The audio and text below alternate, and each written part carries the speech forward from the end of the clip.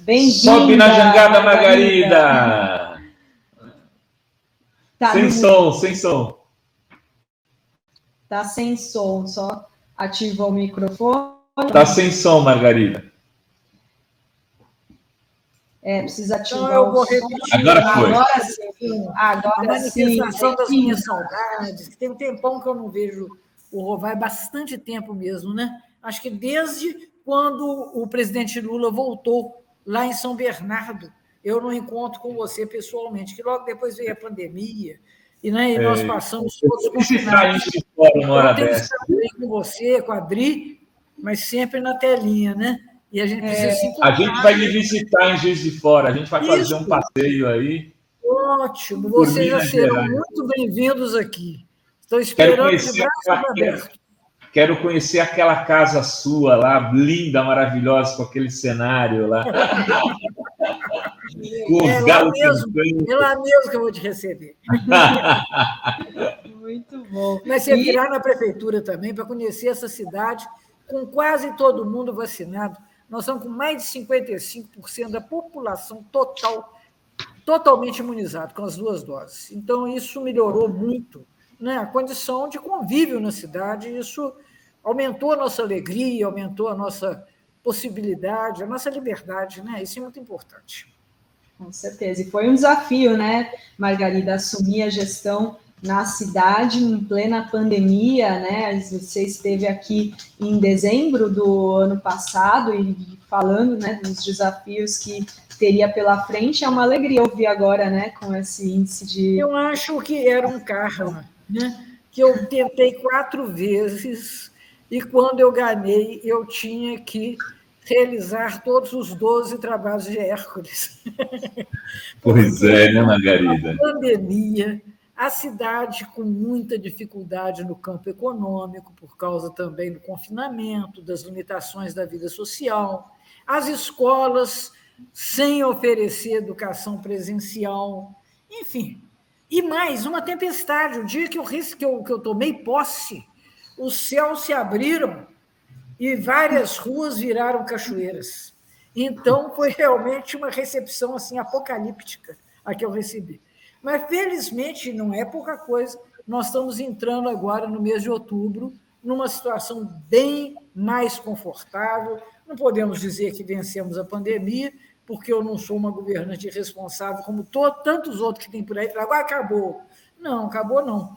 Avançou. Nós estamos muito melhor, mas a gente tem que continuar a tomar todos os cuidados, a sair de máscara, usar álcool gel, fazer as coisas todas que a gente precisa fazer. As aulas já voltaram aí, Margarida? Voltaram as aulas presenciais de uma forma gradual. Então, semana passada, retornaram as crianças pequenas, as escolinhas, as creches. Nessa semana, voltam as primeiras séries de educação fundamental. Semana que vem, o segundo ciclo, né, da educação fundamental, ensino médio. De novembro, retornam às universidades. Então, nós estamos fazendo as coisas de forma ajuizada, respeitosa, e com isso eu acho que nós estamos... A cidade está com índices de saúde muito melhores, mas muito mesmo, do que grande parte do Brasil. O que é ótimo. Ótimo. Com certeza. Margarida, queria começar nacionalizando, depois a gente chega de novo em Juiz de Fora, né?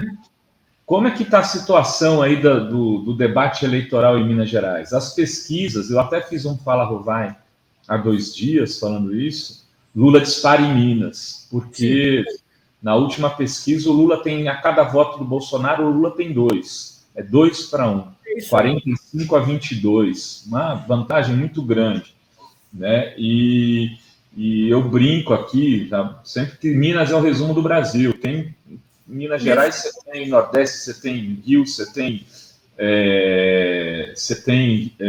São Paulo, você tem Minas, tudo. Centro-Oeste. Meio que se você tiver que fazer uma pesquisa num estado para ver como é que vai ser a eleição, escolha Minas. Né? Ele é o mais simbólico de todos e, em geral, decide a eleição. Nós somos o grupo focal do Brasil. Exatamente. Eu tenho essa impressão. E o Aécio perdeu a eleição porque perdeu em Minas. Exatamente. Não foi pouca coisa. Não foi pouca coisa, não. E aí, Margarida, como é que você está com essa impressão da disputa eleitoral nacional e também da questão do Estado? Porque aí me parece que o Zema tem uma eleição mais fácil do que a gente imaginava, não? Olha só, o que acontece? De fato, esse sentimento de que é Lula é um sentimento fortíssimo. Na minha região, isso está claro, muito forte, mas na minha região já votou no Haddad quando a grande maioria do Estado votou no Bolsonaro. Né? Então, não é tanto vantagem. Mas nós aqui, eu estou com esse sentimento próximo de que é Lula mesmo e não tem dúvida. Há também o sentimento de que nós vamos fazer grandes bancadas, o PT, tanto bancada federal como bancada estadual. Acho que conseguiremos, pela primeira vez, eleger um senador do PT de Minas Gerais, que é o hoje deputado federal Reginaldo Lopes. Tem uma boa chance. Aí você fala, mas e o Zema? O Zema está aqui, olha, eu vou te falar uma coisa, ninguém, na verdade, criou um desconforto para o governador. Por quê? Nós estamos vivendo um momento em que a vida social está muito complicada, dificuldades agudas, tudo muito polarizado. Quais são, na verdade, as referências políticas da população? A presidência da República, até porque ela se tornou a grande assombração da vida nacional. Então, há aquele grupo orgânico, minoritário, mas muito estridente, que é bolsonarista, e você tem a grande, imensa maioria da população que está cada vez mais incomodada, está achando insuportável a permanência do Bolsonaro na presidência. Então, isso ocupa uma grande parte do imaginário político. Quem é que ocupa o restante do imaginário político? Prefeito ou a prefeita. Porque os seus problemas vividos são problemas municipais. Vacinação, quem vacina? É o prefeito. Quem é que abre escola ou fecha escola? É o prefeito. Quem é que cuida da rua, se a rua está limpa, se a rua está suja? Quem é que fecha o comércio ou abre o comércio? É o prefeito.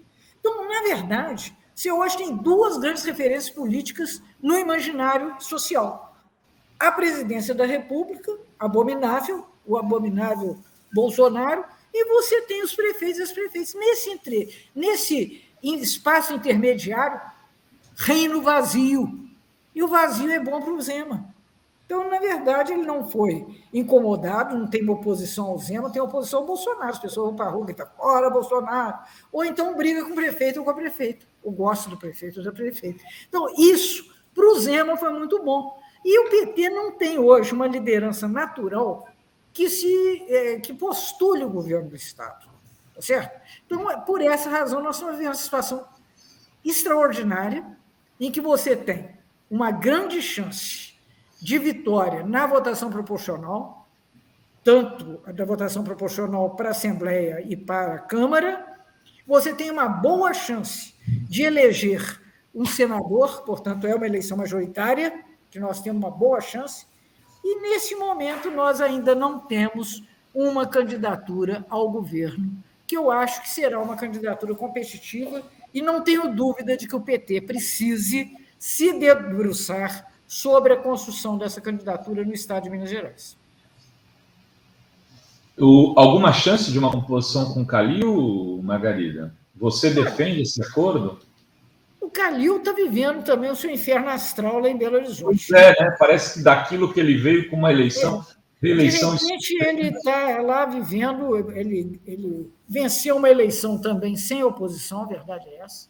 Né? Ninguém se opôs ao Calil para valer. E, com isso, ele veio navegando nessas águas calmas até que uma turbulência extraordinária se estabeleceu, inclusive numa relação muito conflitiva com a Câmara. Eu não sei se também porque ele é um potencial candidato ao governo do Estado, e é claro que a política sempre registra essa mudança de situação, mas o fato é que ele, lá em Belo Horizonte, já esteve muito melhor do que está. E ele, por diversas vezes, disse que não queria o nosso apoio. Então, eu acho que, de todo modo, um partido feito o PT, que é um partido nacional, um partido que tem enraizamento popular, um partido que tem uma mensagem que galvaniza a sociedade, é um desperdício nós não termos uma candidatura, ainda que hoje em condições muito desfavoráveis de proposição. Muito bem, Drida Lourenço. Legal. Eu queria perguntar que em fevereiro você deu uma entrevista para um pool de blogueiros, né, de uma mídia independente, falou que encontrou a cidade com fome, né, que era uma das questões mais agudas da cidade, que as pessoas estavam passando fome. Eu queria que você falasse como que está, quais são os programas, como que está o combate à fome na cidade, e eu fizesse um balanço da questão econômica do governo Bolsonaro, que está nos levando a isso, né, as pessoas com um botijão de gás a R$130 em alguns lugares, né? Eu tenho até um dado hoje que é o mais caro né, desde o início do 2000, né? Comparado com o salário mínimo. Olha, é um quadro social aflitivo, o que nós encontramos no Brasil inteiro. Esse avanço da miséria e da fome.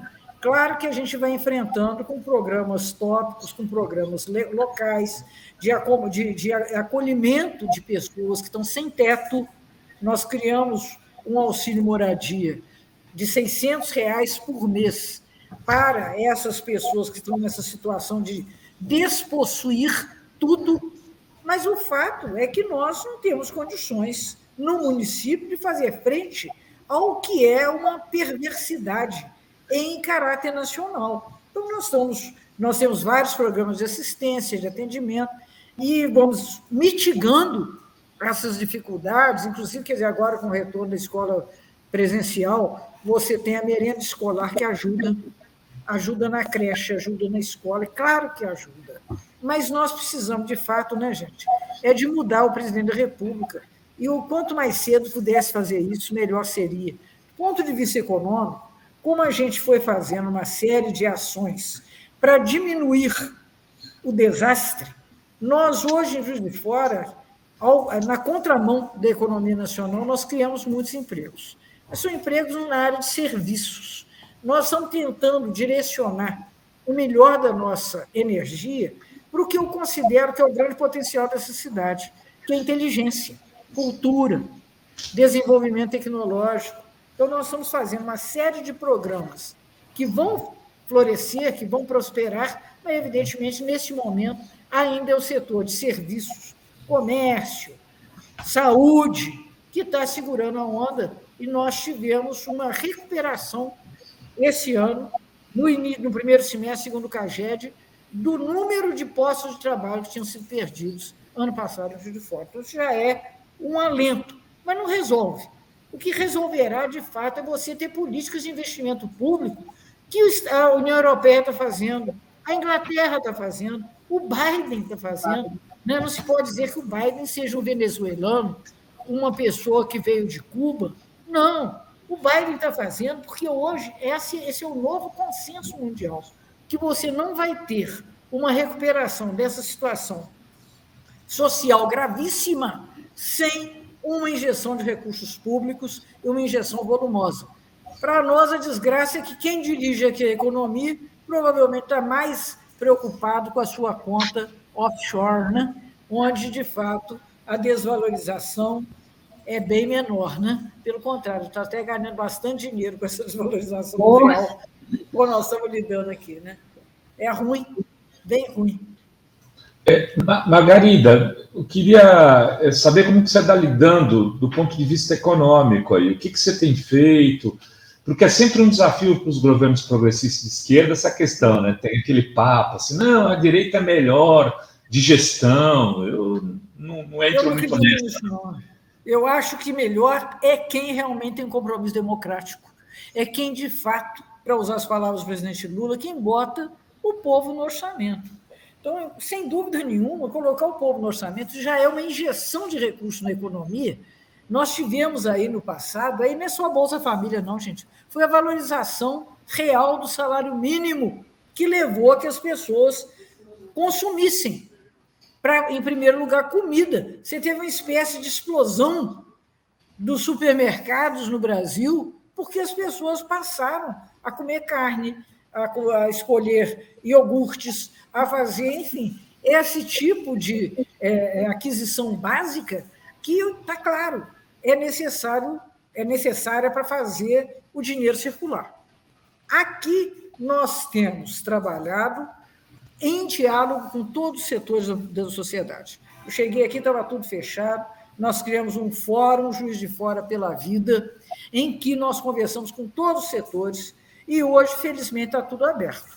Claro que aberto com cautelas, com restrições, com normas, mas está tudo funcionando. E Juiz de Fora é um grande polo cultural, Juiz de Fora é um grande polo gastronômico, Juiz de Fora é um grande polo comercial, na verdade, o centro de uma região de quase 2 milhões de usuários civis de saúde e de educação também. Então, essas áreas, na medida em que elas vão retomando, você vê, assim, a olho nu, que há um ambiente de maior prosperidade. Agora, nós estamos fazendo um investimento, que é um investimento mais profundo de desenvolvimento por missões.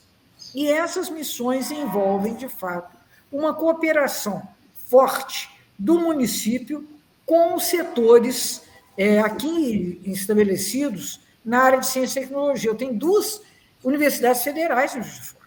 Eu tenho um grande parque educacional privado. Quer dizer, eu ignorar essa condição de desenvolvimento de startups na área de bioquímica, na área da saúde, seria, de fato, uma burrice muito grande. Então, nós não vamos fazer uma coisa dessa, nós vamos trabalhar junto.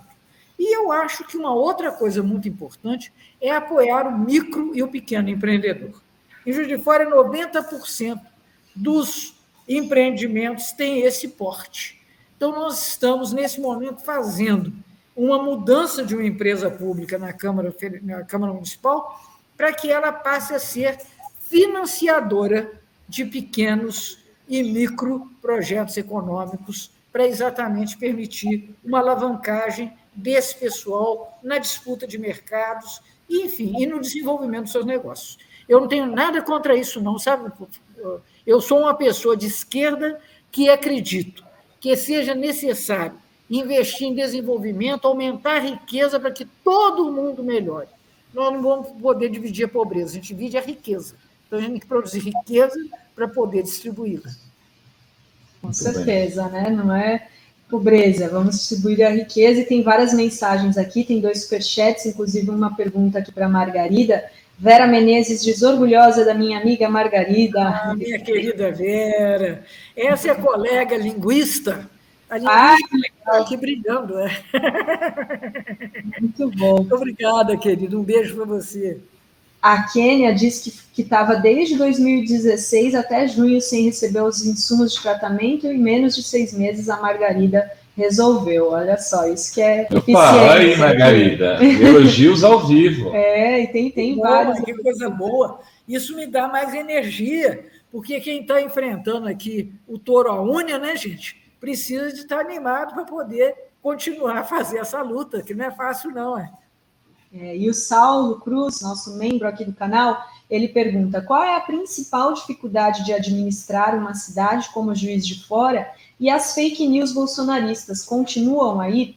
Verdade, a Margarida sofreu muito aos ataques na campanha. Mas isso é uma coisa que se esgota na medida em que você restabelece a confiança no poder público. Eu acho que esse também é um tema de esquerda. É restabelecer a credibilidade. É fundamental que as pessoas saibam que eu estou aqui, que eu sou prefeita de Juiz de Fora, eu tenho feito muito... Eu sou prefeito de todo mundo. Os que votaram em mim, os que não votaram em mim, os que nem votaram, tá certo? Então, eu tenho que respeitar. Isso é uma dimensão democrática, o respeito à cidadania. Então, eu tenho feito o trabalho que é necessário fazer. É claro que eu tenho uma perspectiva, é claro que eu tenho uma política, mas eu não posso usar sectariamente o exercício do poder executivo. E essa dimensão, eu acho que hoje é largamente reconhecida pela população de Juiz de Fora. Com isso, essa gente doida que dissemina até mesmo a mentira de que a Terra seja plana, não é verdade? Porque se a pessoa fala que a Terra é plana, ela é capaz de falar qualquer outra coisa. Ela é capaz que ela está divergindo de uma coisa que a gente aprende, em geral, aos 6 anos de idade. Então, se a pessoa tem esse atrevimento de fazer afirmações tão audazes, É claro que eles mentem mesmo, e mentem sem vergonha. Agora, a gente vai, inclusive, fazer uma coisa muito importante, que é entrar na justiça. Pregou mentira a meu respeito, vai responder a ação na justiça. E vai doer no seu bolso, que é a parte mais sensível do corpo humano. Então, não para que eu fale o recado, eu aprendi isso com a Maria do Rosário. Ouviu besteira? Vai responder, vai me explicar o que é aquilo, vai ter que responder de uma forma consequente, responsável, e isso eu acho que é uma forma democrática de lutar contra as fake news. Qual é a maior dificuldade hoje de governar Juiz de Fora? É o governo Bolsonaro. Porque se nós vivêssemos numa condição menos adversa, nós teríamos o apoio do governo federal, por exemplo, para fazer um grande investimento que eu preciso fazer aqui na área de drenagem. A cidade, infelizmente, ela hoje colhe os resultados de um desenvolvimento urbano não ordenado. Então, não adianta eu fazer melhorias cosméticas de pavimentação se eu não fizer a galeria de água pluvial, que é obra cara, obra enterrada, que político não gosta de fazer, porque depois que você faz, ninguém mais lembra que você fez. Não dá nem para inaugurar, né? Ué. E nós agora recebemos um recurso da Vale do Rio Doce, aquela reparação pelo crime que eles cometeram em Brumadinho, e aí a Assembleia Legislativa, sabiamente, parcelou os recursos entre as cidades de Minas, proporcionalmente à sua população, e nós aqui estamos recebendo 30 milhões de reais, que vai ser tudo obra necessária, obra que não tem visibilidade política, contenção de encostas, galerias de águas pluviais, mas que são obras necessárias para que você tenha uma infraestrutura urbana minimamente digna para os cidadãos do Juiz de Fora.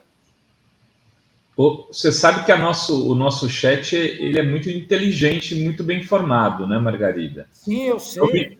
Estão me dizendo que se expanda, juntamente com a inteligência no Brasil, que se expanda o número de pessoas inscritos aqui nesse veículo.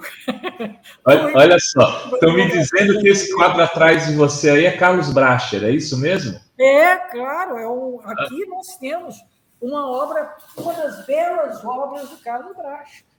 Aí, olha só. Põe aqui a nossa sala de reuniões, Carlos Bracher, dos maiores artistas brasileiros. É de Juiz de Fora, né? Ele é juiz foriano, assim fala?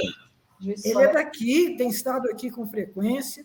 Nós estamos estudando, inclusive, viabilizar o chamado Castelinho dos Bracher, que é onde morava a família toda extremamente dedicada à cultura. Ele, a irmã dele, a Celina, a Nívia, o Décio, que é o arquiteto que construiu a reitoria da universidade, tudo numa perspectiva modernista, internacional, na verdade, porque o Juiz de Fora é uma cidade muito chique.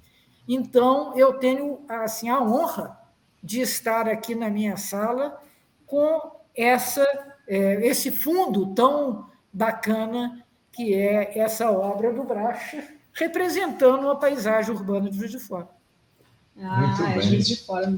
Muito legal. E, Margarida, você chegou a ser até ameaçada de morte, né? No auge da pandemia, né? Como que ficou essa... você denunciou, foi na polícia, né? Como que ficou essa... Fui por uma razão exemplar, que é para as pessoas acharem que elas não podem ser tão idiotas de fazerem homenagem. Ainda não era uma ameaça vazia. Não existe ameaça vazia. Existe ameaça, certo? E é preciso respeitar o direito de divergir, é preciso respeitar o exercício do poder democrático. Mas aquilo digamos assim, foi uma blitz, eu acho, de pessoas inconformadas ainda com a nossa vitória eleitoral. É muito difícil para essas pessoas lidarem com uma cidade como Juiz de Fora, tendo na prefeitura uma mulher de esquerda. Então, é claro que isso dói na alma dessas pessoas, se é que elas têm alma. Mas, enfim, dói vamos dizer, convoca os seus piores sentimentos. Então, eu acho que isso também é um processo pelo qual a gente tem que passar. E também eu quero dizer a você, minha mãe falava uma coisa muito certa. quem está na chuva é para molhar. Então, eu aprendi isso com ela, e eu estou aqui, e acho que é muito importante que nós, todos os governantes do campo democrático, tenhamos isso claro. Você chega aqui, mas você não deixa jamais de disputar e de combater. Porque as outras forças, no Brasil, ainda quando inertes, elas são forças antagônicas, e elas se movem. Nós vimos isso ao cabo de 14 anos, em que pensávamos que tinha havido uma espécie de pacto. Não havia pacto. Havia, na verdade, um silenciamento por força da desproporção da sua condição de manifestação. Assim que, ao longo deste ciclo, as condições foram se modificando, inclusive com a crise econômica mundial, chegando aqui de uma forma muito violenta, eles puseram a sua feia cabeça para fora, e no Brasil nós temos que construir a democracia como uma tarefa de todos os dias. Eu fiquei sabendo recentemente que você falou de uma grande bancada de deputados federais e tal, que o Pimentel é candidato a deputado federal nas próximas eleições. Né? Será candidato a deputado federal. Teve aqui de fora outro dia nos dizendo isso. E aí, o presidente Dilma sai candidata, não se anima? Você já falou com ela? Não tenho notícia se a presidenta Dilma vai se colocar para algum cargo eletivo. Ela é uma mulher com o qual o Brasil tem um débito tão grande que, evidentemente, qualquer posição que ela dispute, ela já sai com um V0 muito denso em reconhecimento do imenso trabalho que ela patrioticamente fez pelo Brasil ao longo de toda a sua vida. E da imensa injustiça. Né, gente? E da imensa injustiça que ela sofreu, né, Margarida? É uma das cicatrizes da alma brasileira que nós tivéssemos o impeachment de uma mulher, a única que logrou ser eleita presidente da República. É, de fato, uma expressão da crueldade e a maneira, inclusive, como ela foi hostilizada, é sem precedentes.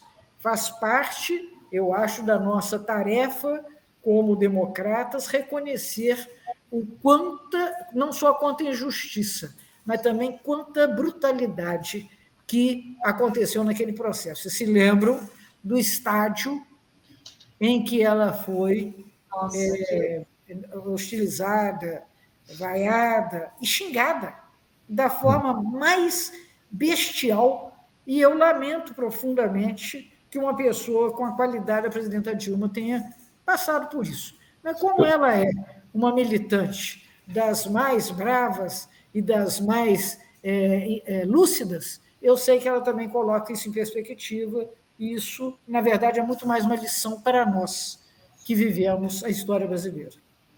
Eu lembrei desse episódio do estádio, inclusive, na ocasião do Mandetta, em Nova York, que ele mostra o dedo do meio, porque tinha lá meia dúzia protestando contra ele, e ele ataca os manifestantes daquela forma. Queiroga.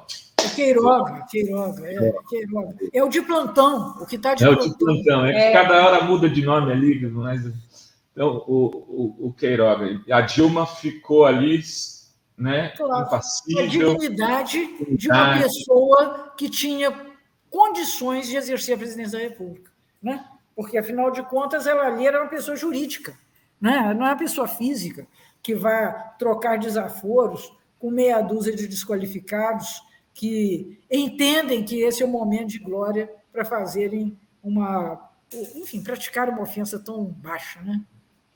Aí chegou um superchat. Amigos de mim, Odri e terminando, só tem um superchat. Eu vou te liberar. Eu já estou saindo para outra aqui. Eu sei disso, mas tem um superchat. José Arlindo de Souza dizendo que de BH. A Margarida é a Dilma de Juiz de Fora. Só que essa Margarida vai superar todas as adversidades, inclusive por conta dos ensinamentos de vida que a Dilma nos deixou, e vai sair de Juiz de Fora para o Brasil. Tem gente animada aqui, ó. Nós estamos aqui fazendo um trabalho intenso à altura daquilo que o Juiz de Fora espera de nós. Então, nós estamos com essa dedicação, e para mim é uma alegria enorme poder estar aqui na Fórum, espero que eu esteja em outras ocasiões. E desde já vocês são convidados para vir comer torresmo aqui em Juiz de Fora. Ô, Laia! E tomar uma cachaçinha, porque ninguém... Tomar uma cachaçinha da melhor qualidade, tá certo? Mas nós estamos, aliás, em plena cidade, no período JF Sabor, em que comida de boteco, que é uma grande especialidade local, vocês têm que vir aqui para vocês poderem depois dar testemunho aí no fórum de como é boa a comida de boteco de Juiz de Fora. De Juiz de Fora. Tá perfeito. Beijos, querida. Tudo de bom para você, Margarida. Até mais.